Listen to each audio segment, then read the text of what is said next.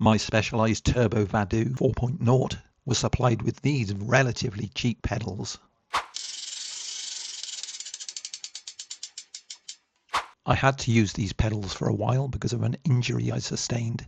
In use, the pedals were sort of okay, but because they're plastic, they were actually quite slippery, particularly in the wet, and I needed something with a bit more grip. Also, the bearings were rather loose and turned rather roughly. I did add these half toe clips, which helped, but still they weren't good enough.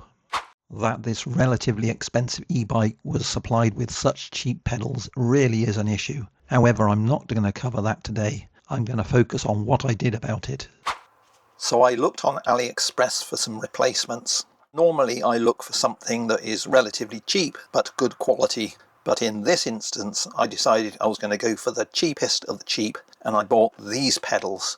I've made a video about these in the past and you can see that review in the top right hand corner.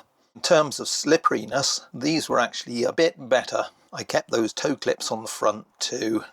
However, there were some issues. So although the bearings were actually still quite smooth, the bearings came quite loose. I did carry on using them. However, when it came time to plan my trip to Spain and France, I didn't have enough confidence in these pedals. I could have replaced them with pedals like this. That would have given more grip.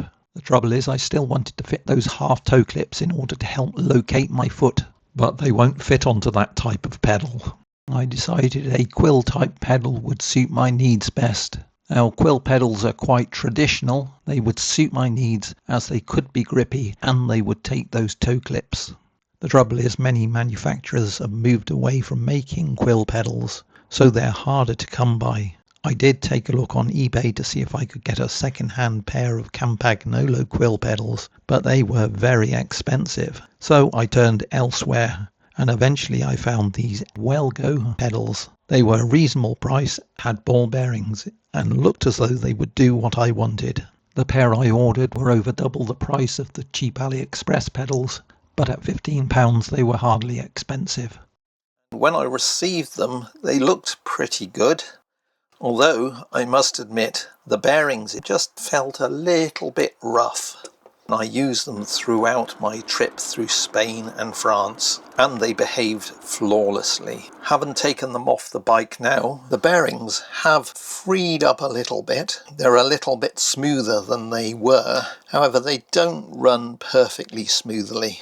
But on the positive side, there's no slop in those bearings, and the seals on the bearings have stayed intact and in place. One of the more disappointing aspects is these gripping teeth on the cage have worn off. I think that's probably because I've been using shoes with SPD cleats in them, so the steel of the cleat is wearing away the aluminium.